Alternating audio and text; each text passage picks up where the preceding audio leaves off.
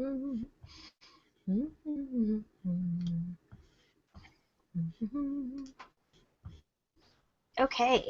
we're all back. Hello. Hi, everyone. Hello, and welcome to this week's Learning Space, coming from a brand new page with its own YouTube channel and all that good stuff. Beautiful. Yay! So welcome. I see you guys have found the Q&A as always, which is awesome. I am one of your hosts, Nicole Galucci. Got Dorothy through the wall. Hello. In the next office.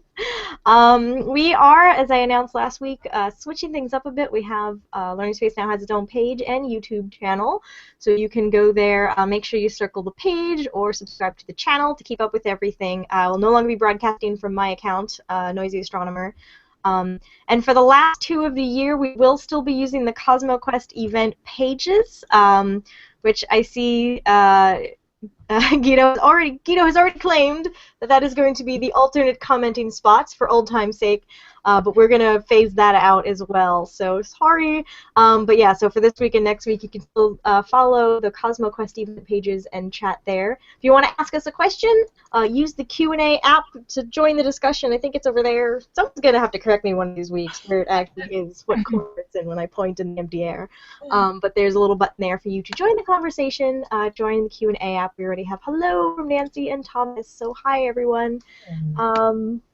We have us today our guest from NASA Goddard, Sarah Mitchell. So Sarah, hello. Hello. Would you mind telling us a little bit about yourself? Sure. I'm in the Astrophysics Science Division at NASA Goddard Space Flight Center in Greenbelt, Maryland, and I've been an education and outreach specialist here at Goddard for almost 12 years, which sometimes seems like forever and sometimes seems like I've barely been here. And I specifically work with the Physics of the Cosmos and Cosmic Origins theme programs, which are NASA's programs looking at where we come from and how the universe works. So I do a lot of curriculum development and product development, professional development. I use the word development a lot. But sort of a jack of all trades in communicating what the Astrophysics Division at Goddard is doing with teachers, students, the public, or anyone who's interested. Awesome. Do you have a favorite topic or a favorite mission, something that really get fired up about communicating? Well, I love talking about the lives of stars and where the elements are born. Awesome. So a lot of our programs revolve around that. I don't usually get tired of talking about it, and when we're looking at new content, if it doesn't already exist in a program, I go, well, we could talk about that.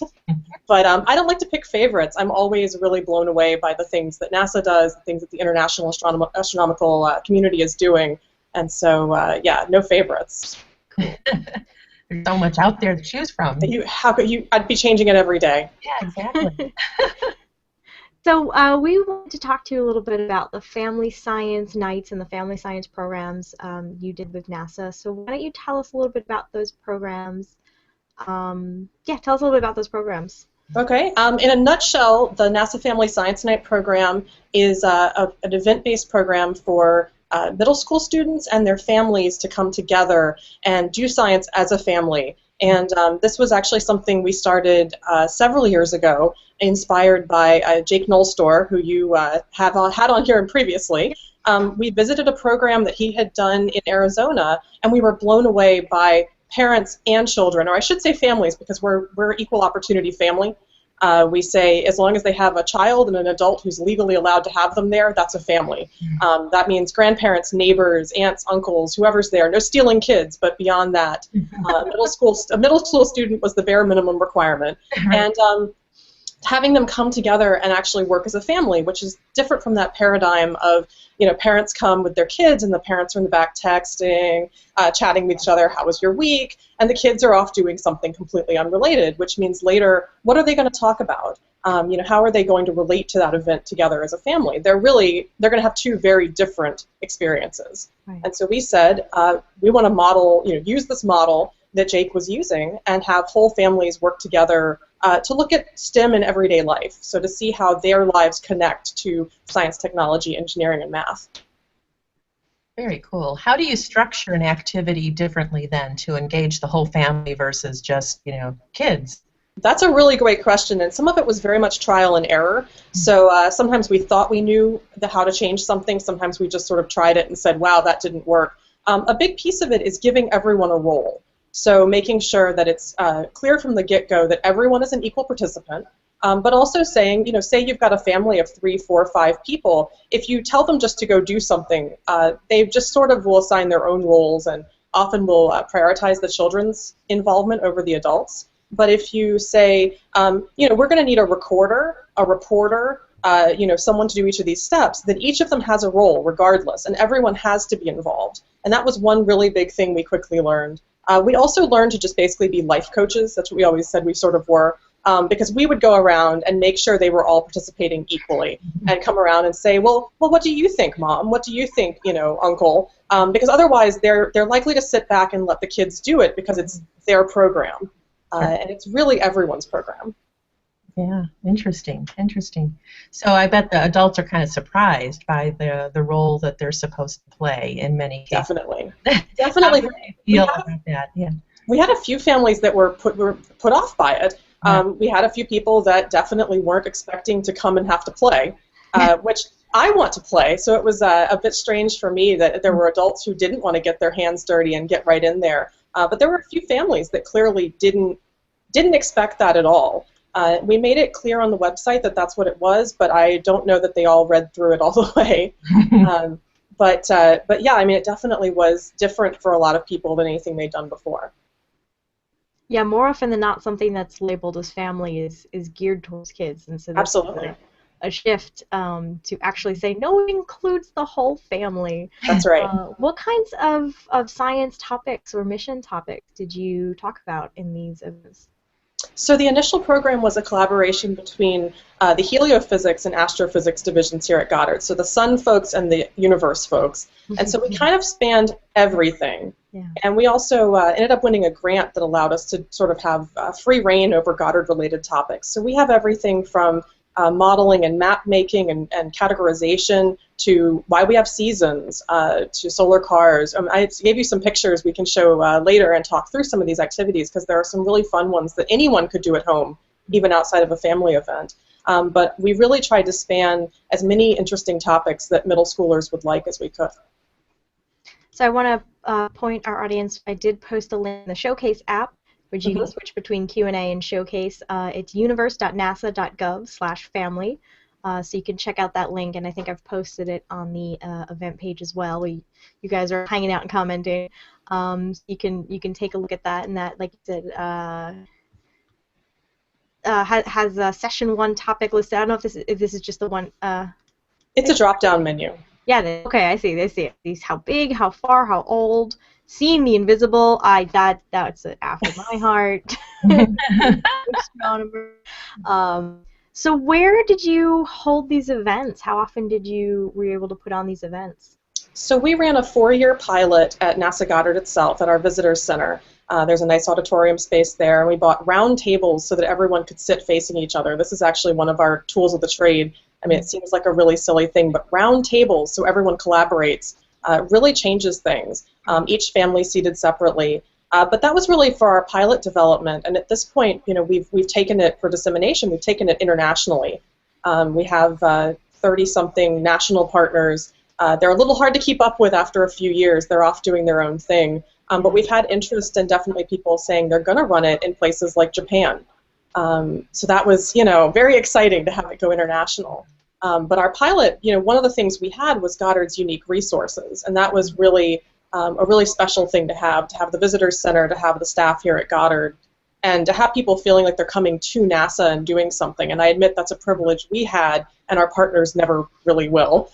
Mm-hmm. But we wanted to make the program exportable, so even if you weren't having it at a NASA center with NASA scientists, you could still have a really great family experience. Very cool. What kinds of feedback did you get from the families, either during or after the event? So we did incredibly rigorous evaluation. If you've talked to Jake Nolstor, who also was our evaluator, he's very passionate about evaluation, he's very passionate about research, and so when we won our Family Science Night grant, one of our key goals was to the impact of our program, but also to contribute to a really lacking field of STEM family education. So looking at how families learn together with science. we looked for the literature and it wasn't there yet, and so Jake said, let's start creating it. Let's make this an opportunity to start collecting that data. So we talked to families before each session, after each session, and then had observers there to watch them, or a video camera from when we didn't have observers, as well as follow-ups to find out what they'd done after the program. And so we had a very continuous feedback loop about what they were up to. And it was really, they were really amazing because we had parent surveys and child surveys. The parents say very austere and technical things about the program, and the kids just say the silliest, most wonderful things in there. But they were really excited about it. They would always talk about what their favorite part of the evening was. These were 2-hour events just after dinner time. Very hard to figure out a good time of the evening. It's not too early or too late, especially in the DC metro area with traffic. Oh, yeah. But our favorite part of the feedback was, we asked them, is there something you'd rather be doing this evening? Mm-hmm. And we expected them to say something they'd want to be doing at home, playing video games, playing with my friends, soccer. And instead they started suggesting alternate family science night topics, which was completely unexpected. So I'd like to be doing one on chemistry. I'd like to be doing one on the moon. And it was like, they are thinking about something they'd rather be doing that's still science, that's still here. Mm-hmm. We also, one of the big things is we wanted them to be able to articulate something they'd learned and also something that connected to their everyday lives. And they were pretty much all able to do that. This was one of the really impressive things of multiple years of pilot, was 100% of them were able to actually make a connection between the night's event and their everyday lives when asked about it on a survey. And I think about 90% of them were able to actually name something that they learned content-wise.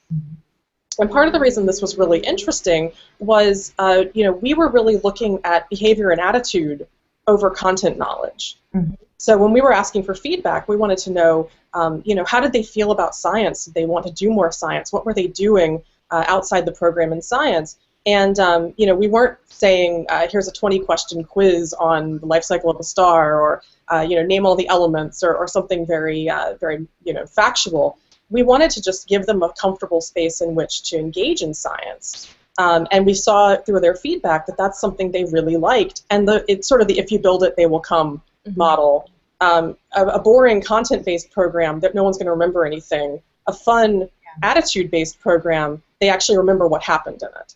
Yeah. And so the feedback was really key to finding the right activities, the right, the right structure, and making it all so that they really felt like they were supported and able to have fun, and then they learned.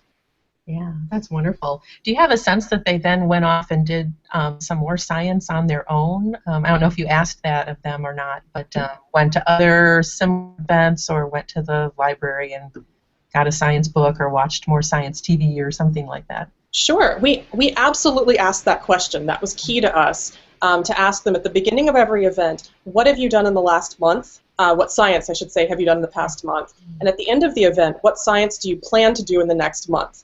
And, we couldn't really trace outside the program, past the program, I should say.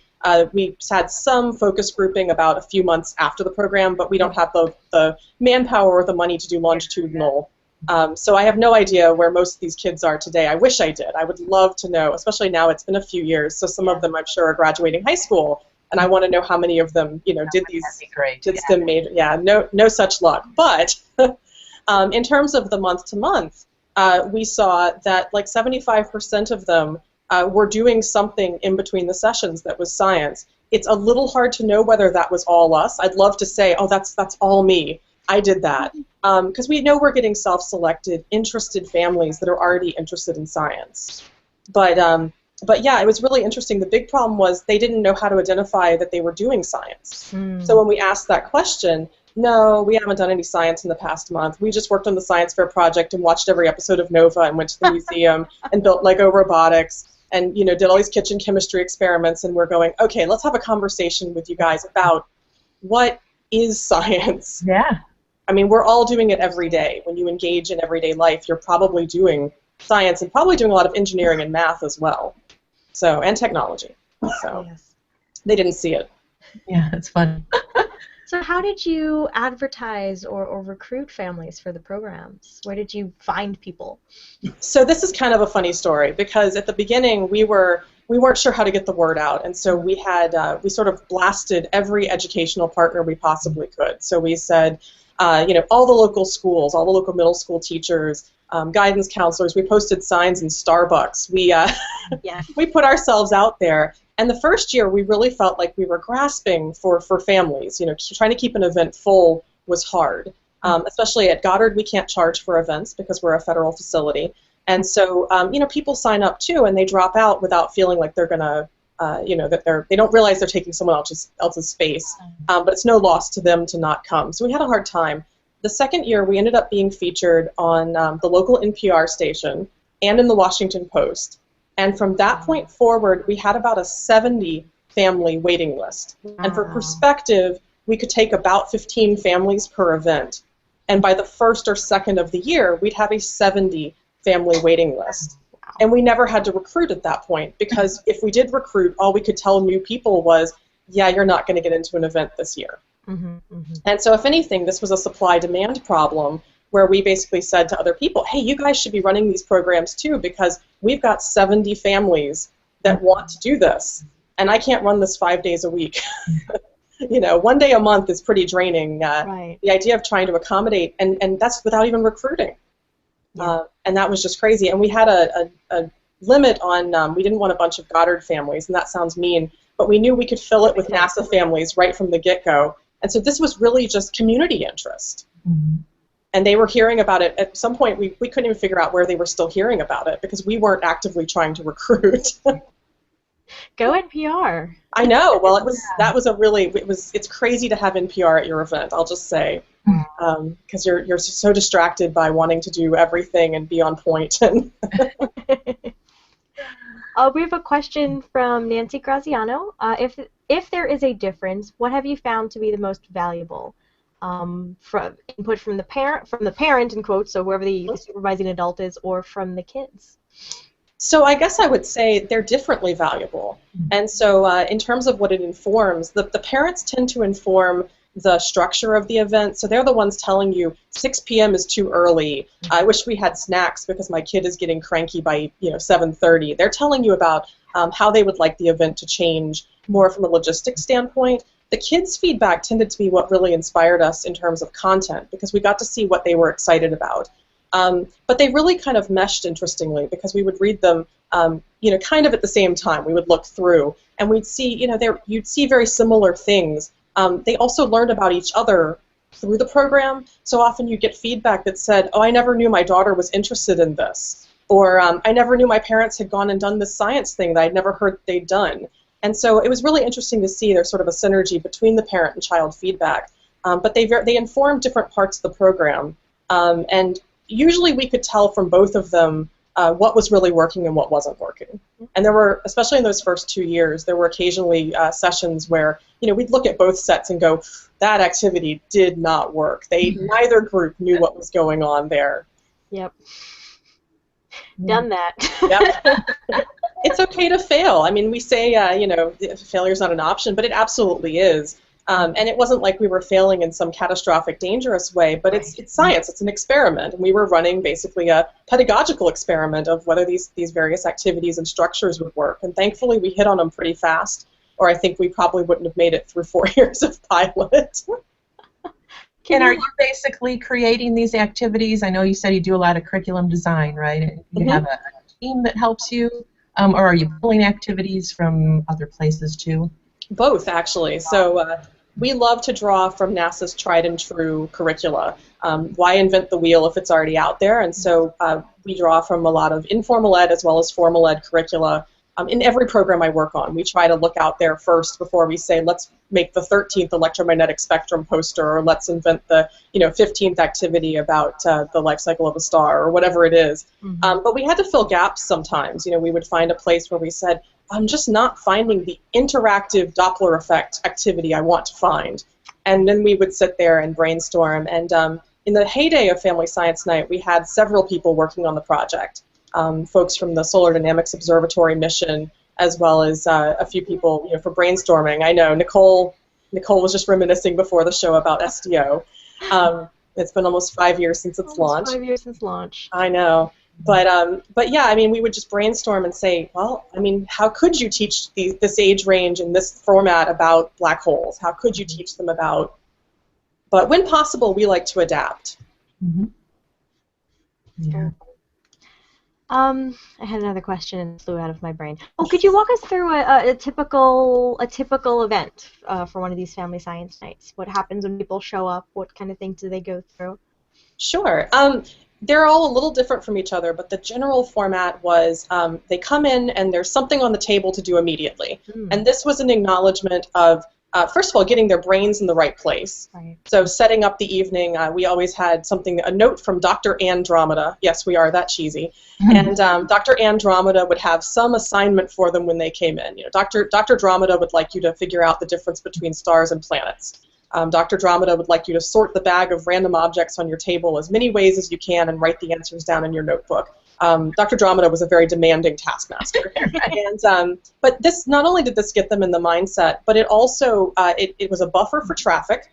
So if people came late or they came early, it didn't matter. These weren't set time engagements. So this could be 15 minutes, 10 minutes, 5 minutes, whatever it needed to be for them. And it was a paperwork time as well. So we knew they'd still be filling in the pre-questionnaire, they'd be doing their paperwork. And so we wanted something very adjustable that they could just sit there and do flexibly. And this was really great. I actually now do this for my teacher workshops as well a lot of times.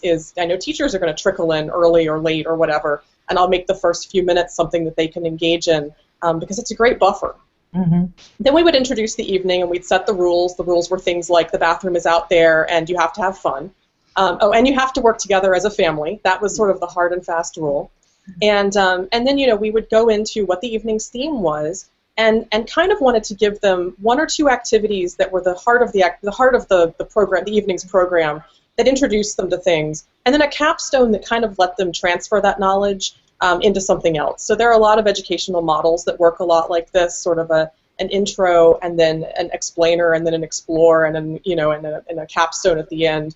Whether you're talking about 5Es or any of these models, but trying to, you know, let them go through an evening where they engaged continuously in the same topic, but eventually it became less about us teaching it to them or letting them do it directly and more about them applying it to their everyday life. So take what we just learned and put it somewhere else.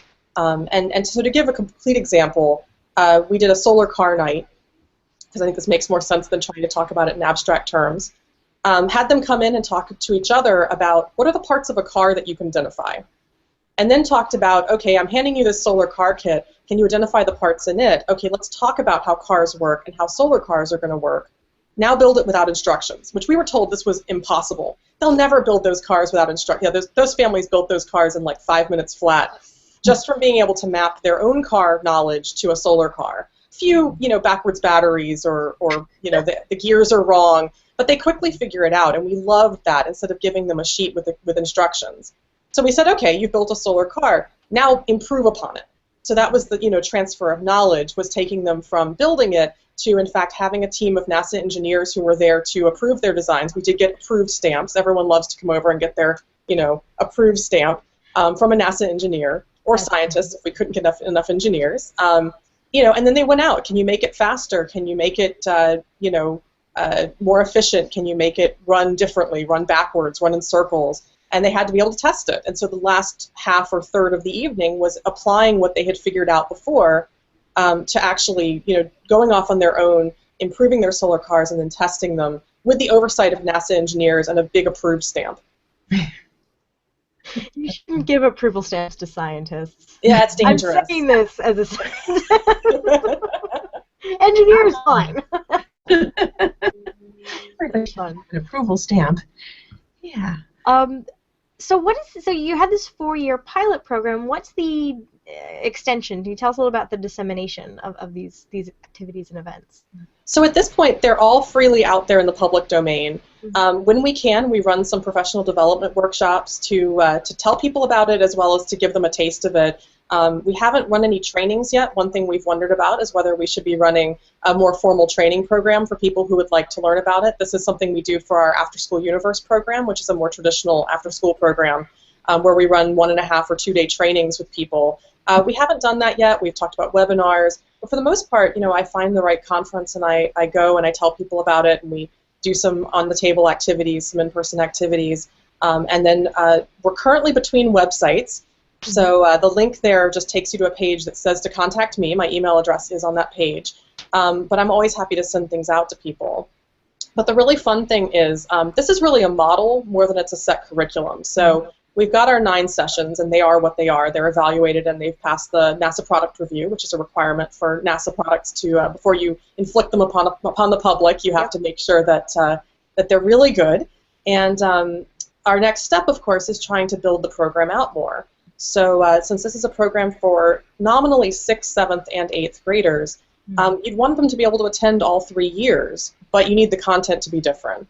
So in a perfect world, we would have 27 sessions, and my life would probably have gotten very full of 3 events per month in that case. But we're actually actively adding some new sessions. We've got 3 that are somewhat complete and are awaiting evaluation.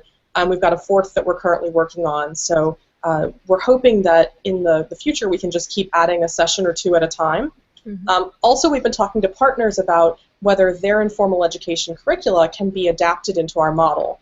So we've been talking to some folks at other NASA centers as well as other institutions about, hey, you've already got a program that sounds sort of like ours, but not exactly. Can we take what you've got and adapt it? And can you take what we've got and adapt it as well? I mean, quid pro quo. But the idea of being able to keep building out these sessions kind of indefinitely is a really fun idea. And there's nothing that says this all has to be science. There could be, an entire engineering theme set of sessions. There could be an entire technology set of sessions if the right people wanted to work on it. Yeah.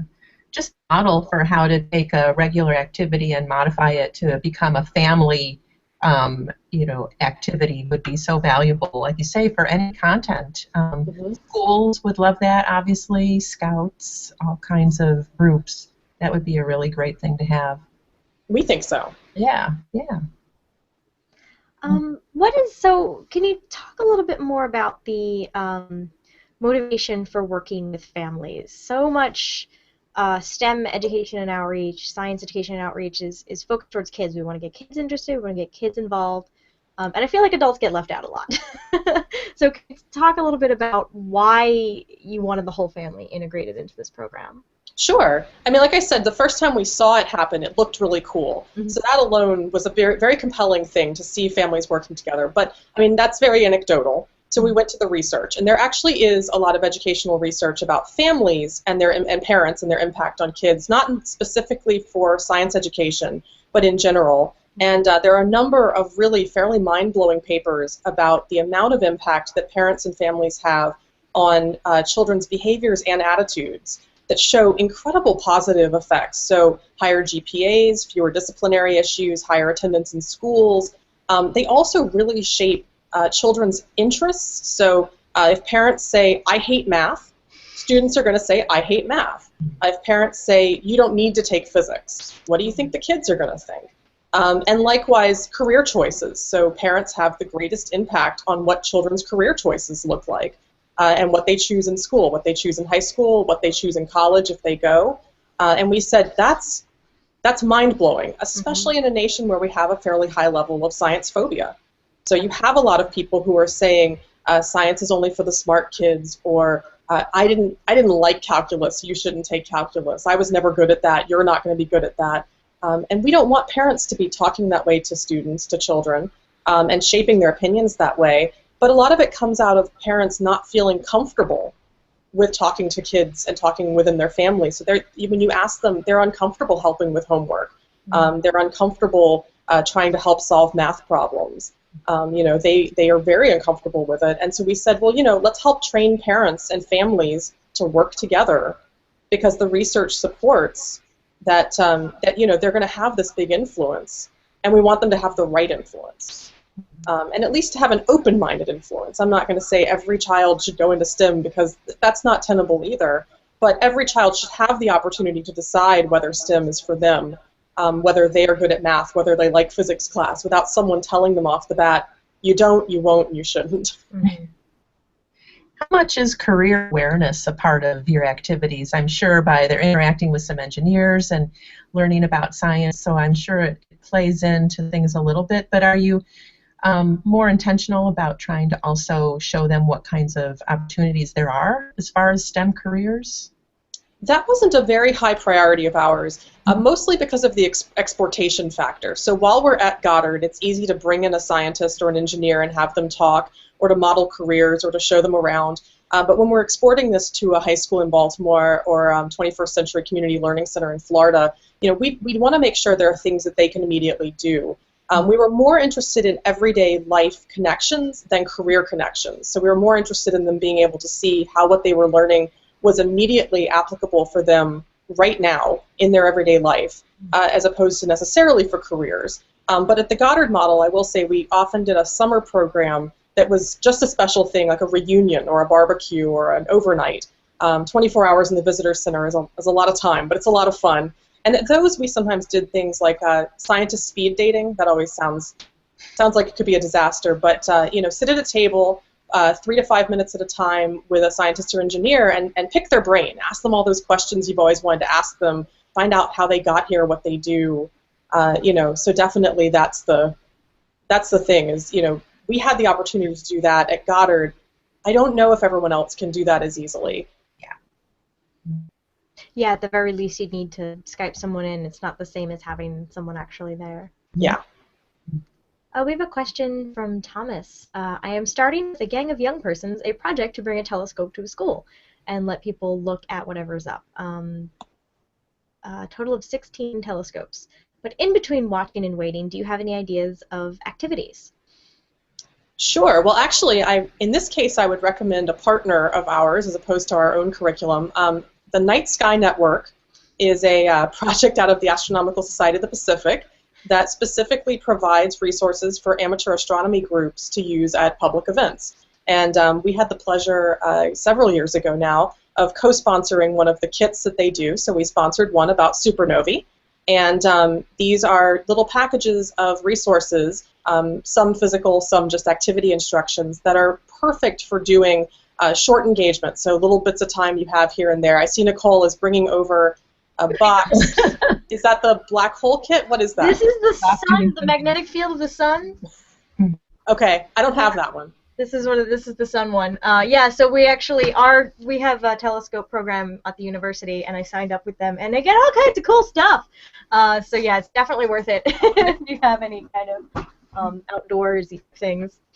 And I assume, Nicole, you can share a link with everyone for the Night Sky Network. But yeah, that's usually our go-to for big public events. And when you start looking at a lot of the informal ed resources at NASA, you'll see a lot of similar activities in different programs. So I'm pretty sure Family Science Night has some activities in common with Night Sky Network. Don't know how that could have happened, along with our after-school program. And certainly, my email address is out there on the web, and if anyone's ever looking for an activity, I'm always, part of my job is to help guide people to the right resources. So, email me, ask questions, and yeah, Night Sky Network for that sounds perfect. But Family Science Night has activities that could work as well. I shouldn't sell my own program short, but. Well, and all the NASA-approved products are listed in NASA Wavelength. They are. So that's a good place to go if you want to sort by time of events, how much it costs, things like that. NASA Wavelength is the catch-all for all of the activities. Yep, absolutely. We have a comment from Michael Jobin. Dinosaurs and spaceships! I think this was from a while ago. Topics that interest kids. Do you have anything with dinosaurs and spaceships yet? Only sort of remotely. Okay. We actually have a sorting activity where they sort a bag of stuff, and I'm pretty sure there were dinosaurs in that. Plastic dinosaurs. Well, actually, so this is a fun activity. Get a bag with various objects and ask people to sort them as many ways as they can. And you start looking at how it's all about interpretation. So are plastic dinosaurs representing dinosaurs? Are they representing toys? Are they representing plastic? So if I said sort these by age, do you sort them being millions of years old because they're dinosaurs, or 1 year old because we just bought them last year at the party store? Which is it? So we did have dinosaurs in that. And spaceships, of course, sometimes we did talk about the shuttle program, because that was still running while we were running our pilots, as well as a variety of satellites. So no dinosaurs in spaceships yet. There's a Doctor Who episode about that. You can watch instead. Nancy pointed out, also answering that question, have a couple of Galileoscopes on hand so you can assemble and disassemble and see what goes into making telescopes. So that's also a good suggestion for a good night sky activity. Yeah, there also are some even simpler, cheaper telescopes. I do love the Galileoscopes, but they can take a little while to build. And so there are some companies that make ones that are literally 2 sliding cardboard tubes with a lens on each end. And we love those as explainer telescopes. We don't use them in the family program, but we use them in our after-school program. And they are the simplest, dumbest little telescopes, but they lovingly are, weird and hard to use, and you can do engineering projects around trying to build tripods for them. You can do a lot of fun things with them because they're so simple and kind of, like I said, kind of dumb, but about as obvious as you can get about how they work. Yeah. Yeah, that's what you need sometimes. Mm-hmm. Do you want to share some of the pictures from the event so you can talk a little bit about the specific activities? Mm-hmm. I can get started. Hang on. Sure. Looks like you have a sorting activity. Yep. So this is our, it's not ours actually, this is a cosmic survey activity that we borrowed from another program. This is from our first event, which is all about categorization and classification. So this is a set of, I think this set is 12 cards. We have different sets, but having them sort by how big, how far, and how old. And so this was the capstone of an evening where they first sorted those bags full of random stuff, then they sorted themselves and each other, and then finally they're sorting astronomical objects. And that's my partner in crime, Emily Drobness, there on the left. Yeah. My evil twin. I remember yeah. She's moved on, but yeah, this was a really fun activity that we've used in a variety of programs, and it's really fun to see how people again interpret things differently. So especially when they can't figure out what they're looking at, they'll take sometimes the most obvious and sometimes the most weird approaches. And so, for example, how old? A lot of people are very unsure about the age of astronomical objects, and so they switched over and decided they were going to do age of discovery or age of when they found out about it, which is about the only way you can have the Hubble Deep Field galaxies, which are basically the oldest things we know of, be the youngest thing, because it was the newest thing that they'd learned about. Cool. It's all perception. That activity sounds very familiar. Yeah. When I joined the Astronomy Ambassadors program with ASP&AAS, they had us do that activity with somebody who was unfamiliar with space and give feedback on it. So yeah, as you're saying that, that's clicking the gears in my head. I'm like, oh, I've done that. That's cool. It's a fun one. Yeah.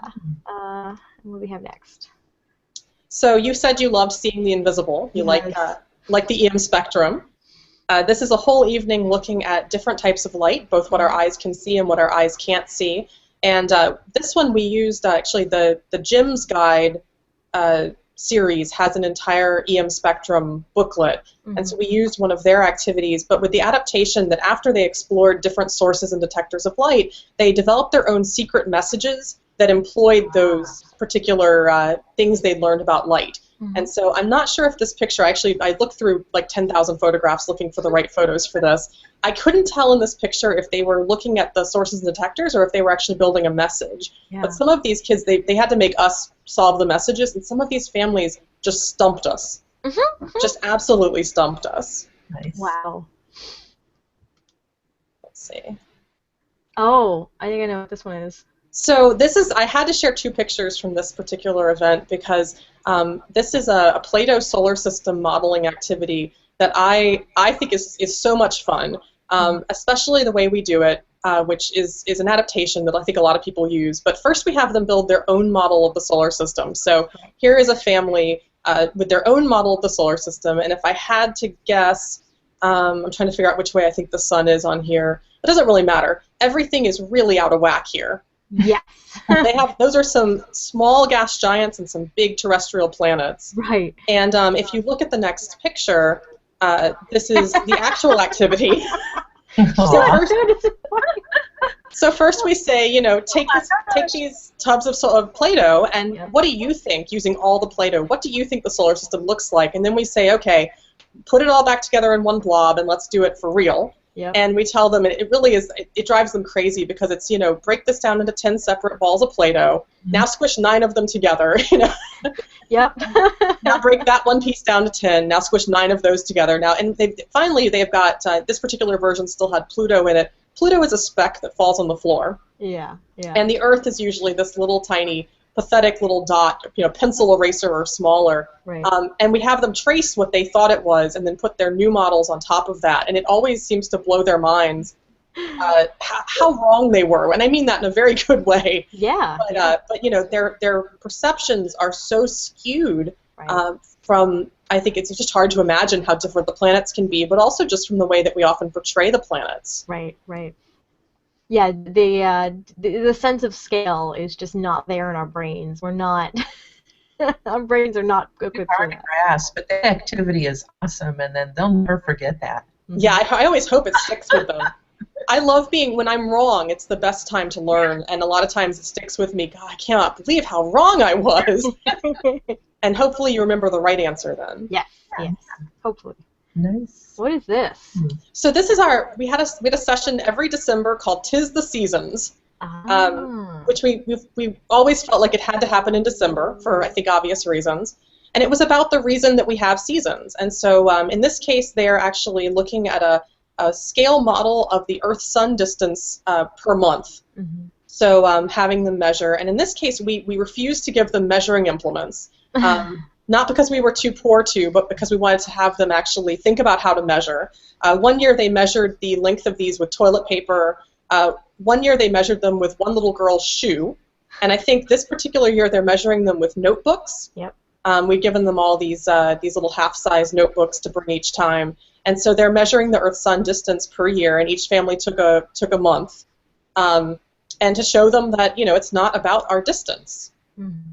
And so we'd ask for predictions, and they'd say, I assume we're closest to the sun in June, July, and August, and farther in January, February. And we'd say, okay, well, let's measure it. Let's try it. And then let's think about why the southern hemisphere makes that sound a little bit crazy, because they're having the opposite seasons. So how would this work if it's about distance?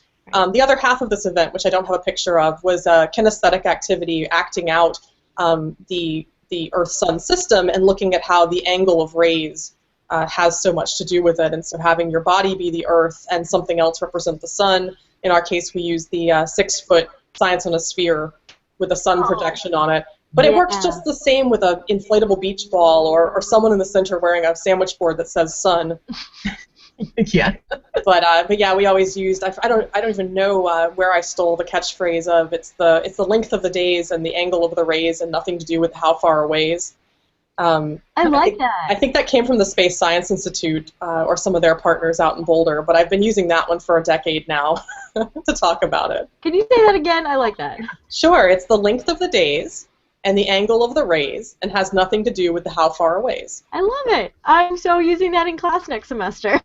I think this is how our education community works because, we hear and we appropriate, and I think that's great because it shouldn't be proprietary information. We all learn from each other Right. And pick up ideas and catchphrases and activities. Very cool. Let's see, what's this? Ooh, what's this? So we have a whole evening on the life cycle of stars, which, like I said, is one of my favorite topics. And in this case, we're actually looking at where the elements come from. And so these are bottles that represent, with beans and rice and sprinkles and whatever, different objects in space. So the universe, the sun, a meteorite, the Earth's atmosphere, and then a mystery bottle that the mystery is that it's you. It's your body. And so comparing the elemental composition of, say, a supernova remnant or a meteorite with the elemental composition of the human body.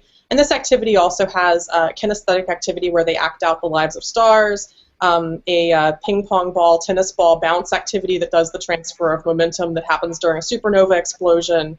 But this is one of my favorite activities. These bottles are always fun. And we drag them all over the country to use with teachers because they're just a really fun tool. You can also use bottles with that same kind of bean rice mixture for anything, layers of the Earth's crust or the composition of different planets or various different objects. That's really cool. I've never seen that. I've seen a jelly bean one that Chandra does for the universe, but I've never seen this done for like humans and planets. That's really clever. This came from an Imagine the Universe booklet and poster on what is your cosmic connection to the elements, which is, it basically got released right as I joined the team here at Goddard, so Ooh. it became the first thing I was giving workshops on, and maybe that's why I like it so much. I've been doing it the longest. Okay. This was, let's see, this is our lunar exploration evening. So I will say, caveat, when we ran this program, we were at the heyday of Moon, Mars, and beyond. Right. So we had the big push that we were going to be headed with people to the moon, and the program still reflects that, although it's a more general set of activities about what are the resources you would need if you went somewhere that was remote and unfriendly. What would you value? So going from what if you were on a bus that couldn't stop for 3 days, what resources would you need, to what would you pick in a landing site on the moon? And we're actually currently talking to the folks over in the planetary division here at Goddard about maybe adapting this to be about Mars. Because a lot of the same ideas apply both places, and we're looking at whether we could update this to reflect a little bit more of a modern push, though maybe I should be talking about asteroids. I really don't know. What do they have going on the paper here? So this is a map of sort of just a random like camping site, and so seeing whether they would want to be near water or would want to be up on a hill or down on a beach or have trees. Okay. Very cool. Is this a solar car? There it is. It hadn't come up yet. Yes, that is the solar car, and I'm not sure what they've modified here, but this is one of the modifications they're testing with a light bulb out there in the visitor center hallway. So that one we already talked about, but that in some ways is my absolute favorite event. Just the kind of things they come up with and want to stick on their solar cars are crazy. Yeah, there's a lot to be said. Maybe that's because I work on this too. Is the engineering methods and the design process as an important learning tool. It's one that's finally getting implemented in schools at least more, and seen as something really important. Absolutely. Okay. And what's this? I always feel like I pick the most ridiculous looking pictures. This is them doing an apparent size activity, so trying to make the two different spheres appear the same size. And it looks like it's a bouncy ball and maybe a ping pong ball. This was an evening about eclipses, so you can probably guess how this comes together.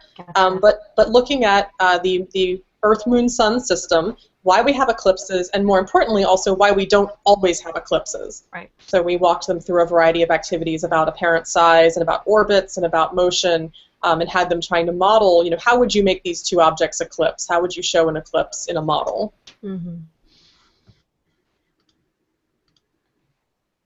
Oh, and one more? One more. So our last session is about exoplanets, and we call it the search for other worlds. And here they're actually modeling the wobble that you see in a star system that has planets going around it. So it's a dowel with two styrofoam balls on it, and you find its center of mass, and then you rotate it around that center of mass, and you see that the larger object kind of wobbles back and forth because it's really not the star that's moving, it's the whole system going around that center of mass. And so it's a nice analog for the way we look at stars and see them kind of wobble a little bit when they've got planets going around them. And so we did a variety of different methods of how do we know that something has a planet around it. There's also a series of pictures I didn't use showing transits, so having a bead going around a light bulb. Those are a little bit harder to photograph because you kind of just get this really bright light bulb. Right. But showing them, these are really the ways that scientists are finding planets. I think you, or the photographer here, perfectly captured that moment. Yep. I was going to say that's a great picture. Yeah, I love this photo. On the face. Yeah. They look really, really excited and surprised by what's going on here. That's excellent. That's excellent.